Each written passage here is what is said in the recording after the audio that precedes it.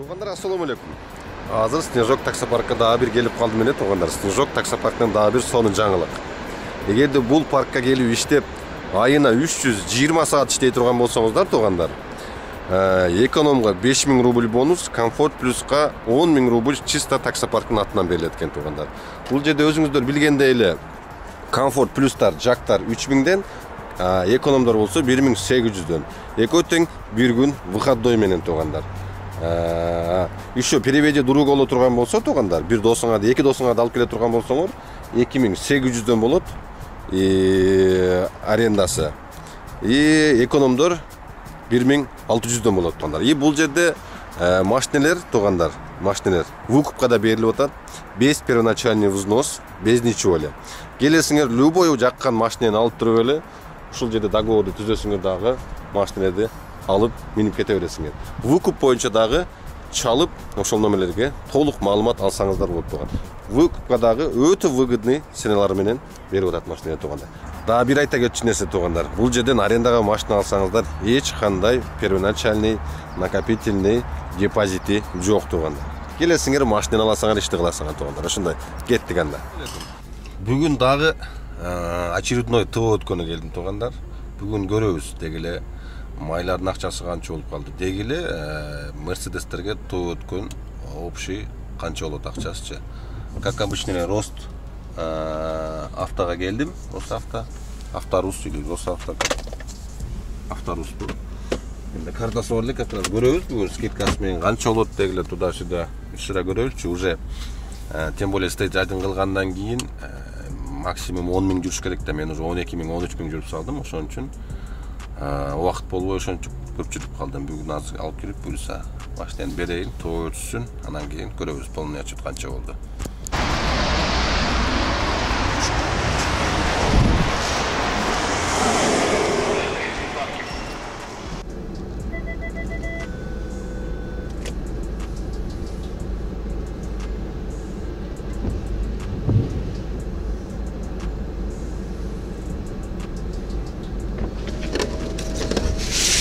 Здрасте. Все? Оставлять машину? Да, оставляйте машину, брелок, ключ, все оставляйте. И обратно. Все.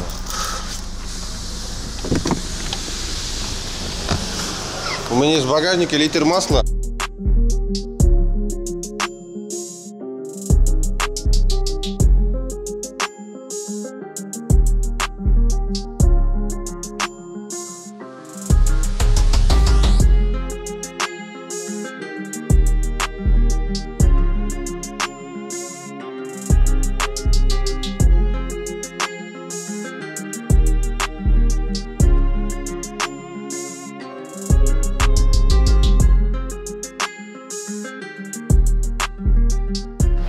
Все, короче, машина парковкалап атат.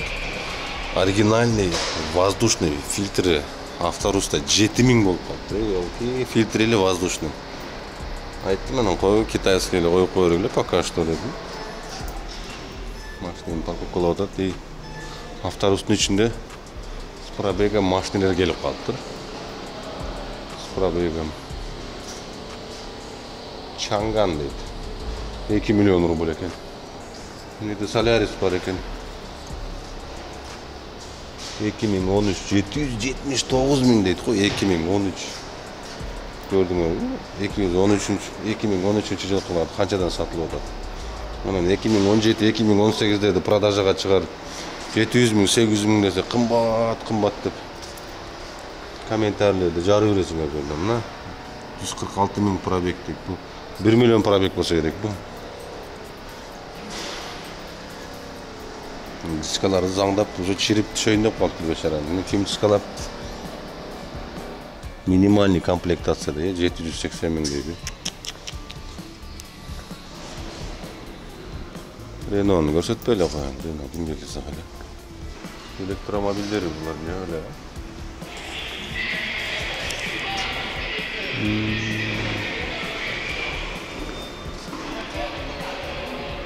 2 миллион 700 дейт.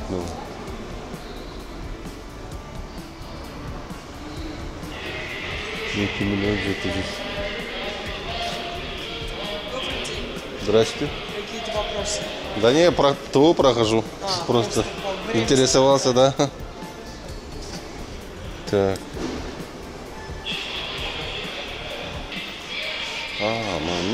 CR-V, Honda. CR-V, жаңы оқшайды, да? Ебана, почти 6 миллион. 6 миллион. 1.5. Ничего себе, 1.5 объем, почти 200 лошадиных сил екен, не могу, да? Разгон достаточно 9,8 секунд. Почти 6 миллион екен CR-V, жаңасы. Ну, япошка есть, япошка, да, все равно. Нелі, зазорлары даже тура келбейді ғой, крыласы үстірақта тұрады, капот астында тұрады.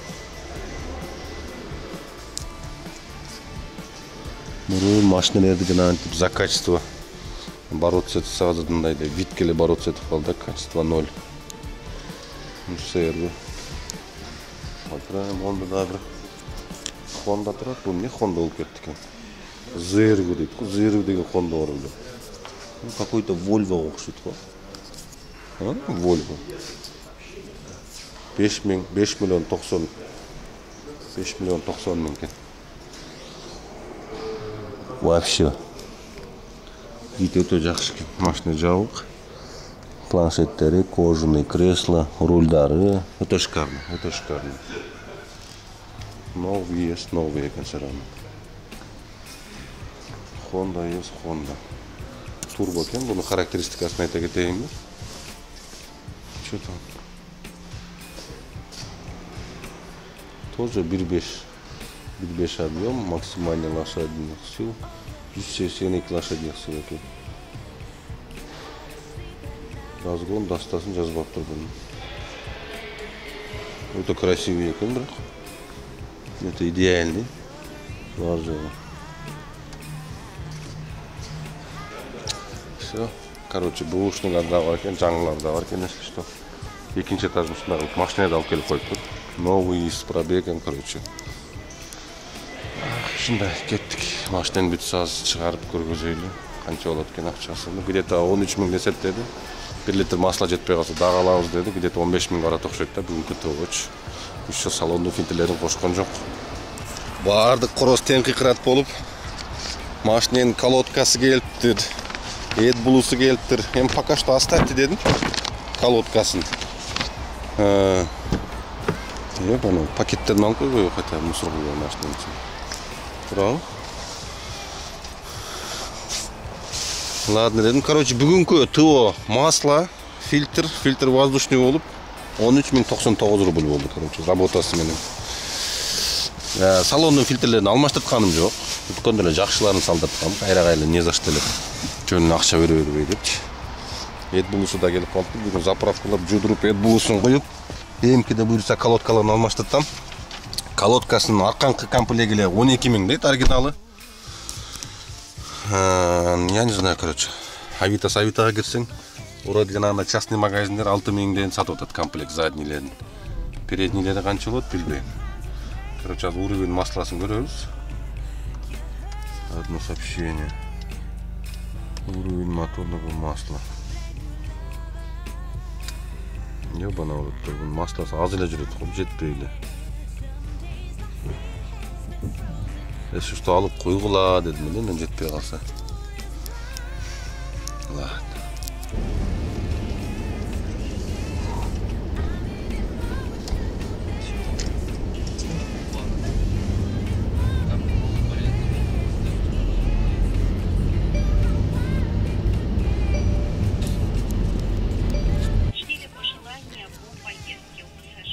Согласны ли вы с нарушениями? Да. Спасибо за ваш ответ. По дресс-коду тайный покупатель отметил нарушение из-за того, что у вас была надета жилетка без пиджака. То есть, если жилетку надеваете, важно тогда должен быть еще и пиджак сверху. Ну да, просто было в жарке, я до этого снимал, в багажник положил пиджак, и как-то уже заказ был уже сепочный, как-то перед пассажирам неудобно было одеть. Да, вы можете либо тогда просто снять жилетку и надеть и сверху пиджак, или в целом снять пиджак и жилетку и находиться только в рубашке. По тарифу бизнес можете просто в одной рубашке находиться в поездке. Да-да-да. И хотелось бы уточнить для вас по проверке, что из-за замечаний у вас ориентировочно ночью сегодня временно доступ к тарифу бизнес закроется. Но восстановить доступ к тарифу вы можете. Вам нужно будет зайти в раздел «Тарифы», включить тариф «Бизнес» и следовать пошаговой инструкции на экране. Вы восстановите доступ к тарифу. То есть пересдавать экзамен, да? Там у вас, да, будет инструкция, ей пошагово следуйте. Хорошо. Экономите, правильно поняла? Хорошо. Надеемся, успешно курс по тарифу «Бизнес» пройдете и заказы будете продолжать выполнять. Все, спасибо вам большое за предупреждение. Спасибо, что время уделили. Всего доброго. До свидания. До свидания.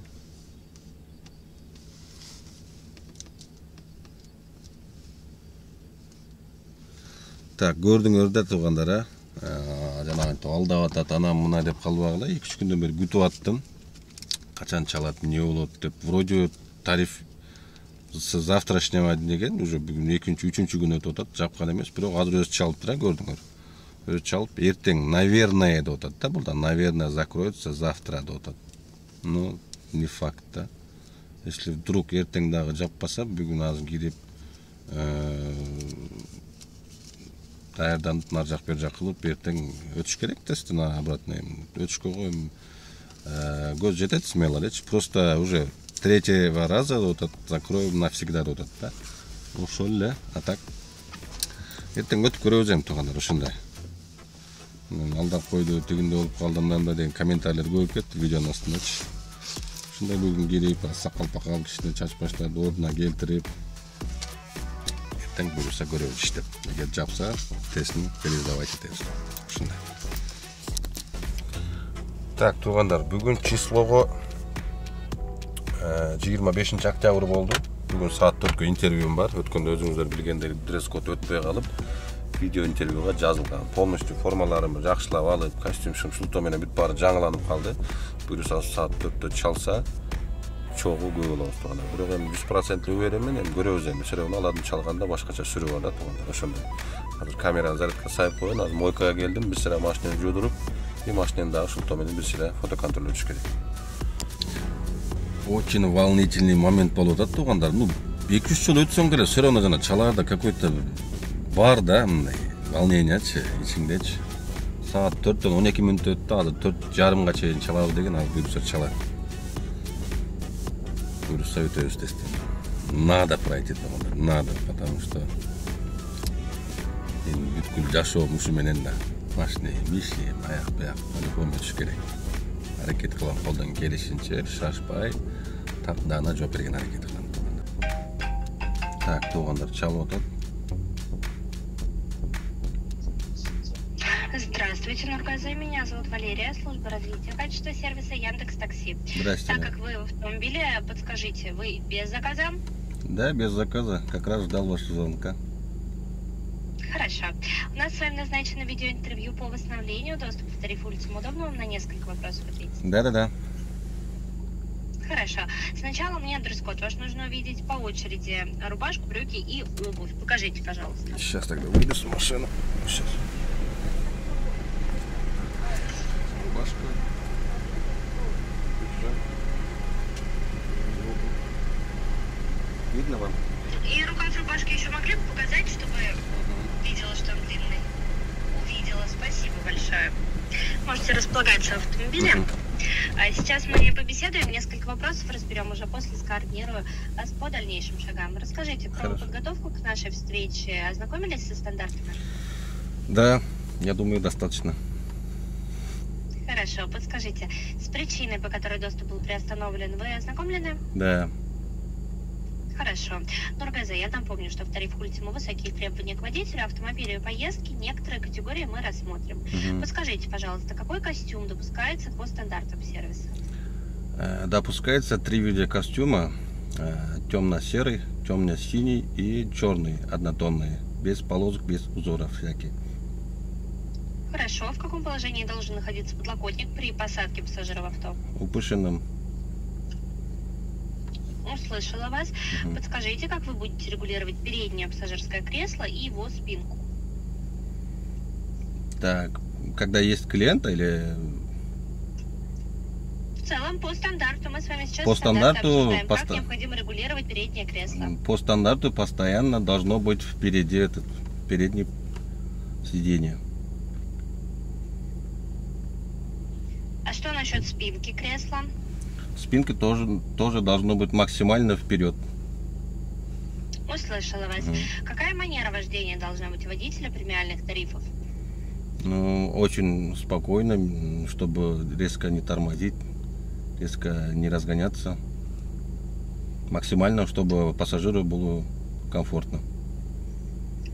Услышала вас. Хорошо. Пожалуйста, не нужно отменять заказ, если вы уже приняли его, и не просите пассажиров отменять заказ за вас. Это нарушение стандартов сервиса может повлиять на ваши показатели и доступ к сервису. Представьте, во время поездки пассажиру стало плохо, его укачало. Он сообщил вам об этом. Что можно предпринять и предложить пассажиру? Ответ, пожалуйста, смоделируйте в формате прямой речи, в виде диалога с пассажиром. Так, надо такое время, могу предложить воду, салфетку, если сильно, если плохо становится, вызвать скорую или отвезти до больницы человека. Ну, если его просто укачивает, что можно предложить из того, что у вас есть с собой? Салфетка и воду. Услышала вас. Хорошо. Нургазы, по вопросам у меня в целом все. Вам спасибо большое за ответ. Результаты и дальнейшие инструкции вам поступят в СМС за 24 часа. Напомню, что в сервисе есть тайные покупатели, которые проверяют соблюдение всех стандартов. В случае несоблюдения доступ к тарифу может быть приостановлен. С полной информацией можно ознакомиться на сайте. Вам спасибо за уделенное время. И Хорошего вам спасибо. дня. До свидания. До свидания. СМС келгиче фотоконтроль өтүп турайын эми, окей. Ну, не знаю, вроде жақсы жооп бердим. Костюмда да айттым, спинка максимально ош керек деп айттым. Ёбаный в рот, мындай башыңды ойлой бересиң, все равно сүйлөшүп атканда какой-то бир жанагы адреналин жанагынтип турганда эмнегедир все равно мандраж боло бересиң да. Короче, сейчас фотоконтроль этели. Так, мурун фотоконтроль башкачараак эле азыр. Сначала боковойлорун сурап калгам. Эмне?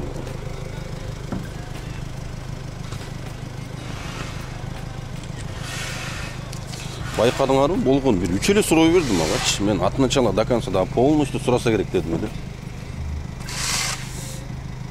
Ох, жаман суук болуп кетти эшикте. Азыр эми өтсөм. Сөрөндө костюм менен холодно. Куртка алгам. Куртка эле кийип жүрүш керек, көрдүм. Юху. Короче, туугандар. Фотоконтролдо өтсөм.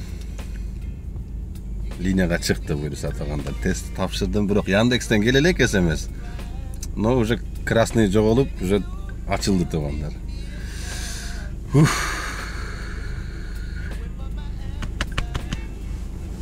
Жаман волнение күчтүү болду. Бирок Яндекстин шылтоосу мененчи, да бир сыра костюм, куртка, рубашка, галстуктар шылтоо менен жаңыланып калды. Эми жанагы окаттын ушу менен болгондон кийин мындай этияттанып, кичине айланып, өзү жакшы неме кылам. Кээ бир эле жанагынтип неме сурабай каласың, пожелание сурабай каласың, андай мындай дейт. Бирок мен алында жерлердин көп эле жана камерага попал болуп калат да, устугандар мен сураган жерлеричи. Буйруса жакшы. Буйруса тестти тапшырдык туугандар. Эми азыр рубашканы и костюмду чечип, куртканы эле кийип алайын, потому что эшикте жаман суук болуп атат, титиреп калып атам эшикке чыккан элечи. Просто эми ден соолукта керек да. Жана красота болуп эле жүрө бербестен. Ден соолукту да караш керек туугандар. Ушундай. Ким балет этип турса чоң рахмат туугандар. Сонун болду бирокчу. Мындай кичине көңүлдө спокойствие болду все-таки-чи. Ушундай туугандар. Так, туугандар, дагы бир айта кетчү нерсе. Кайра могу кисартка жанагы справка о несудимости деп кайра сурап атат менден дагы скоро заблокируем деп. Азыр май документиге барып туруп көрөйлүчү, кандай документтер керек экен, кандай кылып алат экен. Мен өзүм дагы кош эле келем. Чото азыр үйгө жакын эле жерде, сразу барып нары бери сурап ошону алып туруп кошуп койбосом. Анда коштуруп белгилерди кылгыча 1-2-3 күн иш жок жатып калбайын деп атам. Ошого буйруса азыр барып туруп алып кантип туруп кошот экенин видеого кошуп көрсөтө кетем. Так, туугандар. Справка о несудимости алыш үчүн СНИЛС, перевод паспорт, хоть загран, хоть ID карт болсо дагы обязательно экен туугандар. Ансыз бербейт экен. Азыр күндөн күнгө кеч келип атыптыр. Жанагынтип бир айлап созулуп кетип атыптыр туугандар. Ошон үчүн по возможности эртерээк тапшырып койгула. Ал дагы сразу келбейт экен эми. Жанагы пешене экен да, эми кээ биркилердики 2-3 күндө, кээ биркилердики айлап келип атат экен, бир айлап туугандар. Ошон үчүн убакыт барда сразу тапшырып койгула. Келсе кисартыңарга шарт киргизип коесуңар туугандар. Ошондой кеттик. Азыр документтерди алдым. Азыр барып тапшырабыз буюрса. Так, мои документиге келип эле. Могул жерден консультация бергендерден сурасаңар, справка о несудимости деп мондай талон берет экен. Очередке туруп, азыр талон менен барып көрөбүз, эмне документтерди сурайт.